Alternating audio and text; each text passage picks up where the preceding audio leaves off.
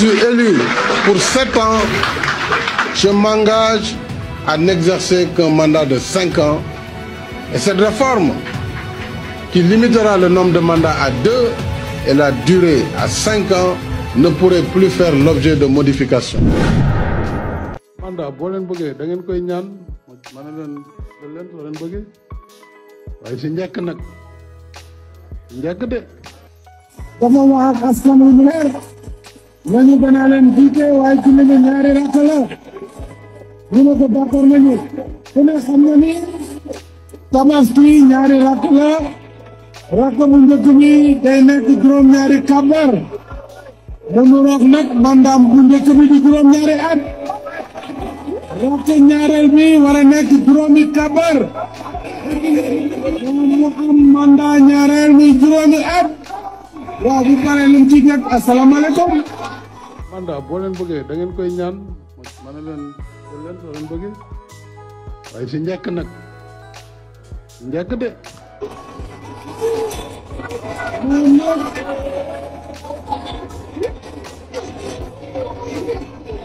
waaw mu ne léegi moom nee na du sëlmal nee nañu ko subhanallah imam ne du dégg imam subhanallah mu ne du ma dégg damay kabara non pour un 3e mandat du mën a nekk comme nag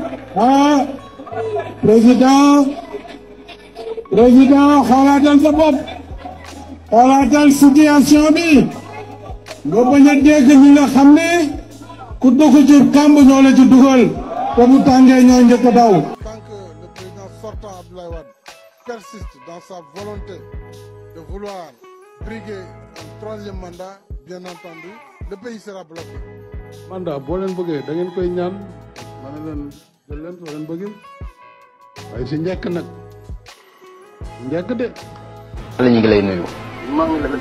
waaw monsieur Sall laaj bi moom xam nga ko mooy sa candidature naam nangu nañ ko waaye nangu nañ beneen candidat boo xam ni yow dàqoon nga ko nan nga ko gisee muy bu président Wade. waaw li xew tey ci réew mi mooy lii wolof naan bi doon raam ci ñag bi la jëm. Sénégal yëpp xamoon nañ ni Abdoulaye Wade depuis ay weer a ngi mu ngi ci ay pexe lu ne mën koy def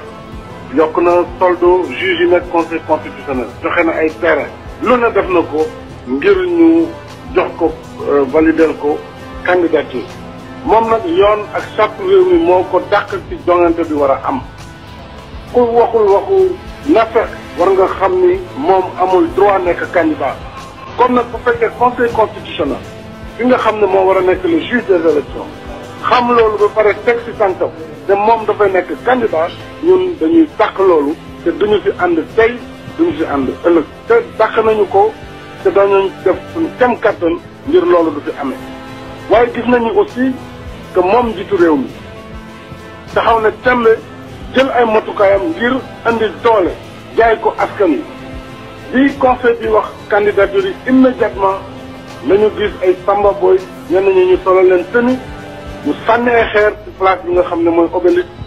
andi fa situation gêne de perturbation au même moment police daal di chargé def ay char à eau tour ndox mu tàng nit ñi jaxase manifestation bi. tey jii noonu lañ taxawee ci conseil constitutionnel ne duñu nangu ñu jalgati charte réew mi duñu nangu président bu def ñaari mandat te constitution bi yemale ko foofu naan day am buña duñu ko nangu. Le président sortant Abdoulaye Wade persiste dans sa volonté de vouloir briguer un 3e mandat, bien entendu, le pays sera bloqué. Nous allons le sortir du palais. Nous allons marcher au palais, on va le dégager. Parce qu'il n'y a plus de dialogue maintenant. S'il fait ça, on appelle tout le monde à aller là-bas. Mandat boo leen bëggee da ngeen koy ñaan ma ne leen soo leen bëggee waaye si njëkk nag njëkk de. Disons non, touche pas à ma constitution, non à la 3e candidature, oui pour le retrait des décrets portant le découpage d'un certain nombre de collectivités territoriales et enfin allons aux élections dans la paix et dans la stabilité. Comme un de mes militants et amis, ainsi qu'un autre Modou Mbaye qui a été convoqué, on convoque comme ça tous azimuts les citoyens sur des bases légères et je trouve que c'est déplorable pour la démocratie sénégalaise. Donc vous n'aviez pas à attendre ces genres de questions face au commissaire? Non, parce que je ne savais pas de quoi. Il me parlait de documents. De documents, il s'agit d'échanges de lettres où je demandais une audience au président Bongo. Et une deuxième où je lui ai dit que j'avais reçu des informations de l'ambassade, mais j'aurais souhaité de vive voix échanger avec lui. Moi, je suis un homme libre, je peux écrire à qui je veux. Je suis un leader politique et je vais écrire encore à d'autres chefs d'État, à d'autres citoyens du monde. Des députés, on prolonge. Mais le président de la République ne peut pas prolonger son mandat, c'est impossible. Et cette question avait été posée en 2006, je vous le rappelle. Parce qu'il y a des gens qui agitaient aussi la possibilité pour le chef de l'État en 2006 de reporter un peu les élections et d'engager un dialogue politique avec l'opposition pour organiser les élections en 2009. Mais nous qui étions arrivés lui avions dit que ce n'était pas possible. Je n'ai pas compris, ministre de l'Intérieur, que les soldats, les armées, les police et gendarmerie, si les civils, ne dañu dem tok ñaxtu koku dafa nek lu jégg dayo donc lu ëpp la armée bala ñu ko génné day fekk situation am dara xewul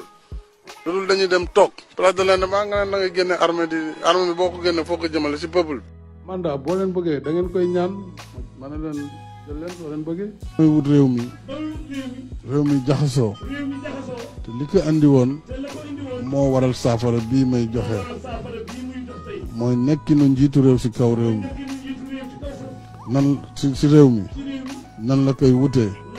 su ko wutee ba am ban diir la ci war a toog loolu si atum 2012 andi woon na jafe-jafe yu bare. ba képp koo xam ne dégg nañ la ko damay ko jaawale say mbir bopp moo tax pour que limité ni juróomi at nga am sañ-sañ nga wane loo man ak loo mane bu dalee xelu ñin ñi ñu puñaa la bañeen waaye bu jeexee nag amatul lay amatul ñett amatul lenn dem rek bàyyi réew mi wut keneen. Pourtant neɗɗo wawi wonde candidat troisiéme mandat wala o ala droit mum ɗum noon so waɗi e leydi sen palaki ɗum sa renaki gongol ko kewata ko majjata mandat boo leen bëggee da ngeen koy ñaan mana leen jël leen soo leen bëggee waaye si njëkk nag si njëkk de xam naa ne góor laa loolu laa gëm loo xam mënuma ko alal jaraluma ko bu ma ko jaraloon du ma yegg si fii nguur jaraluma ko mënuma gënal sama ngor ko am na loo xam ni xel mënu ko waru ko xalaat en tout cas si man